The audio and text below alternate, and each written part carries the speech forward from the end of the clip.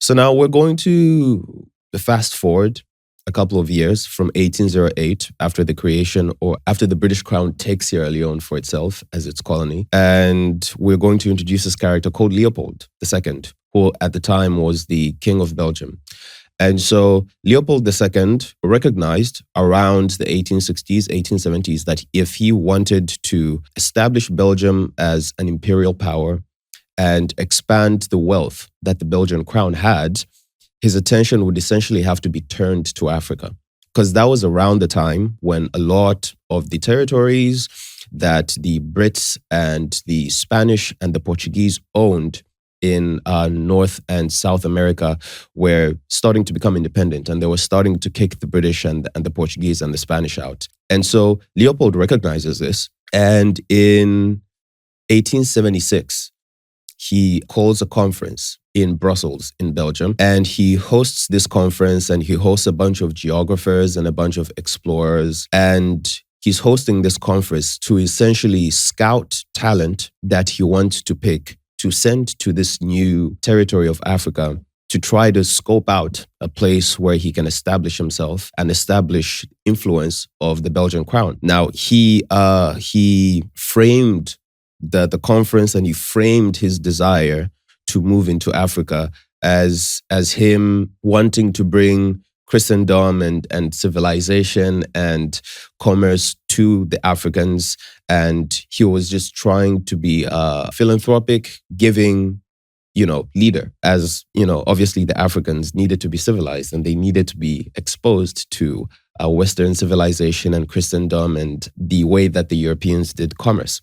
So he hosts this conference in 1876. And after he hosts this conference, he handpicks Henry Morton Stanley, who was a famous journalist and a famous explorer. He hires him, and for the next 5 years, Henry Morton Stanley essentially traveled up and down the Congo River Basin. He was setting up trading posts, he was building roads, he was persuading local chiefs to sign treaties with Leopold II. With some of these treaties, today it's been recognized that when they were signed and shipped back to Belgium, they would be doctored a little bit to be more favorable towards Leopold. And it's also worth noting that for a lot of these people who are signing these treaties, whether they were being signed in Dutch or French, which are the two main languages that are spoken in Belgium, most of the chiefs that were signing these treaties weren't literate in any of these languages.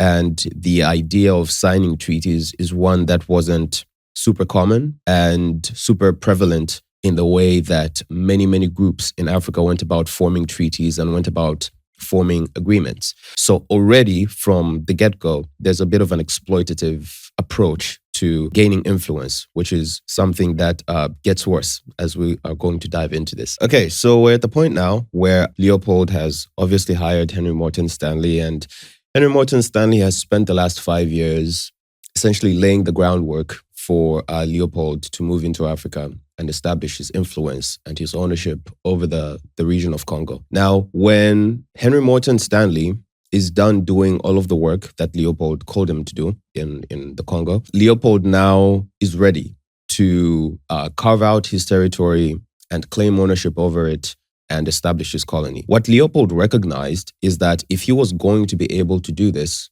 and be able to hold on to this territory that he wanted to claim for himself, he had to gain the support of all of the other powerful Western nations and get them to recognize and acknowledge his ownership and his right over the region of the Congo. After he recognizes this, and with all of the groundwork laid, he then calls a conference and calls all of these very, very powerful nations to sit together so that he can pitch this idea to them and basically say, there's this little chunk, well, not little, but there's this chunk of land within Africa that I have chosen for myself.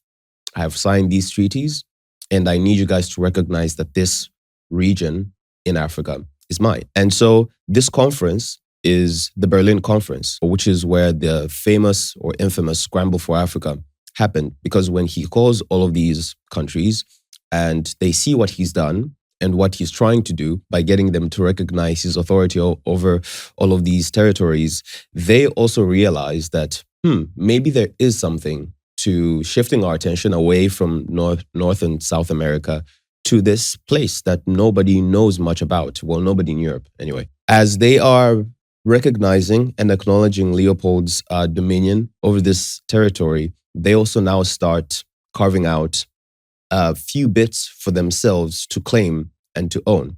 Because at the time, obviously, as I mentioned before, they were being kicked out of North and South America. It was also a very pivotal time because that's around the time that slavery was being abolished and it was starting to become more unfavorably looked upon by most people within all of these Western circles. And slavery itself was a very, very expensive exercise. It was expensive to get slaves, to transport them to the UK, then transport them to the colonies, make sure you feed them and keep them alive throughout doing all of this. When you're working them on the land, you need to make sure that you give them a space to live. You need to make sure that you've taken care of all of that. And all of that was very, very expensive to do. So the strategy of all of these countries was starting to shift from owning and taking all of these slaves for themselves on their territories to basically having small territories within Africa where they kept large pools of labor that they didn't have to administer to the same extent that they did when they were taking slaves and shipping them all over the world. So this is when the Berlin Conference happens. And so the Berlin Conference happened between November 1884 and February of 1885. And the conference was attended by Austria-Hungary, Russia, Denmark, France, Germany, Italy, Britain, Portugal, Turkey, and the United States, also the Netherlands and Sweden, Norway. And these countries all came together and they obviously, they split as much territory as they could for themselves. The biggest beneficiaries of this being obviously Leopold, with the giant chunk of land that he took that would later be established into the Congo Free State, the British Crown, obviously, the French and the Germans. These are the people that kind of benefited the most from the Berlin Conference. And so the Berlin Conference finishes and Leopold establishes the Congo Free State in 1886. And at the time that the Congo Free State was established, it wasn't a colony that belonged to the Belgian crown. It was essentially Leopold's personal property. He owned it and he was to do with it whatever he pleased. And after the establishment of the Congo Free State, there begins a very, very dark time for the people in the region that we now know as Congo. For those of you who are a little bit educated about this topic, you know of how just incredibly inhumane and evil Leopold was in the way that he went about exercising his dominion. And so after the establishment of the Congo Free State, at the beginning of its establishment in 1886, the estimated population of the indigenous people in the Congo was about 20 million people. By the time that the Congo Free State would be taken away from Leopold because of how inhumane and draconian he was and brutal, around 1908, the population of the Congo had halved. More than 10 million people had died. And we'll get into why in just a bit. So when Leopold establishes this colony, he also establishes his own private army, which he called the Force Publique. And at the time that he establishes the Congo Free State, there was a rubber industry in Europe and in the United States that was booming. And it took a very, very long time to plant rubber trees, to grow them, and to be able to harvest the necessary amount of sap to properly exploit and capitalize on this new rubber boom that was going on in Europe and in the United States. But what Leopold had recognized through all of the expeditions that he had sent to Africa is there were indigenous vines within the forests of the Congo, which was now his property, that also produced very, very high quality rubber sap. So he then started sending his personal army into all of these areas to collect people and start sending them out to fill the rubber quotas that he needed to fill in order for him to capitalize on the rubber industry in Europe and the United States. Now, when this happened, there was obviously quite a bit of resistance from the indigenous people that were found in the Congo, because there was just these random dudes with guns coming out of nowhere, trying to tell everybody what to do. And a lot of people were very resistant to that. And so the Force Publique then started employing this strategy of going into villages, kidnapping all of the women and children and holding them ransom, and then sending all of the men who wanted their women and children back out into the forests to fill rubber quotas and collect as much rubber sap as was needed. And when they would collect the rubber sap is when their women and children would essentially be freed. This obviously created quite a lot of upheaval, societal upheaval, in a lot of these communities where the Force Publique was engaging in this inhumane activity. Because with the kidnapping and ransoming of women and children, and with the sending out of the men into the forests to collect rubber for Leopold, essentially, the labor pool to be able to sustain all of these communities was essentially just erased. And the conditions under which the women and the children that were kidnapped were being kept wasn't a great one. And so it led to a lot of people dying from famine, a lot of people dying from disease, a lot of people dying from being attacked by animals and being injured when they would go out into the forests to fill all of these rubber quotas. And as all of this activity was ramping up and becoming more intense, it became obvious to Leopold very, very quickly that engaging in this sort of aggressive bullying tactic was becoming very expensive for him, because the Force Publique needed to be fielded with weapons. They needed to be fielded with bullets.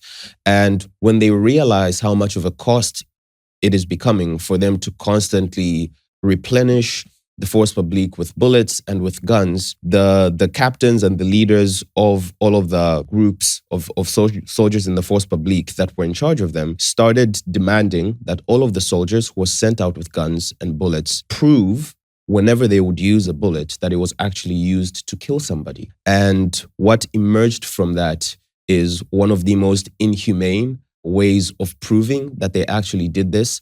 And so what the soldiers from the Force Publique would do when they would shoot somebody and kill them, in order to prove that they actually did kill somebody, they would sever off an arm or a leg and take that to their captain or to their commander to basically prove that all of these bullets that I used were actually used to kill somebody. Of course, it was the case that sometimes when people would use bullets, they wouldn't actually kill anybody, or sometimes people would just lose bullets. And there were some cases where they actually sold them. And because of all of this activity, it became a very common practice for soldiers to just grab a person who was alive and just sever their arm off or sever their leg off and go and present it to their captain or commander to say, I used this many bullets and this is the proof that I used this many bullets. And that obviously led to a lot of people dying. It obviously led to a lot of people being amputated and losing limbs.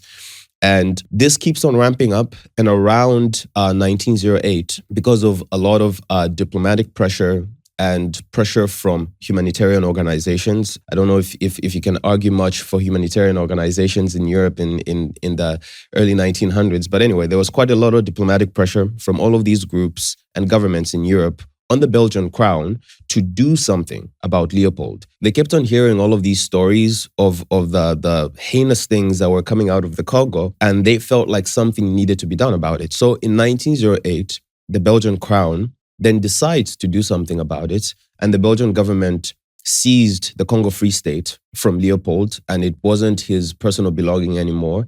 And in 1908 is when the Belgian Congo was established, which became a colony of the Congo. And that's not to say that things essentially got better for the people that were actually in the colony of the Congo. They got a little bit less bad, but yeah, as it didn't get much better for them.